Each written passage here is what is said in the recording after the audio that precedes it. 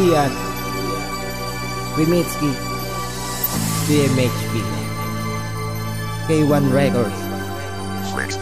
Abutin natin ang pangarap na para sa atin. Sana magkailaw na kasi madilim sa amin. Kaya kapag nagsusulat gasera ang nagsilbing ilaw sa aming tahanan. Ang gusto ko lang naman ang tahanan magkailaw, dahil ang Pasko'y kay saya, lalo na pagsama-samang kumakain sa lamesa. Pero mas masaya kapag kumpleto ang pamilya, kahit na walang parol na nakasabit sa tahanan. Iwanan ng problema, ito ay kalimutan sa bawat makikita ka.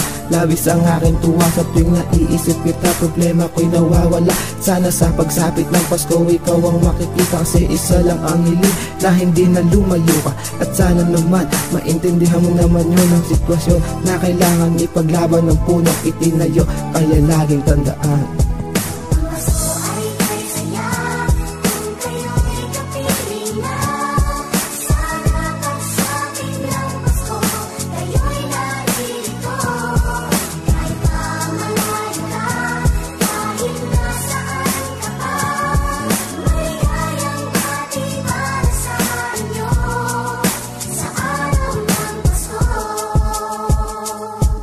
darating na ang Pasko, ito'y malapit na sa atin, kasi ipagdiriwang natin ang kanyang pagkabuhay.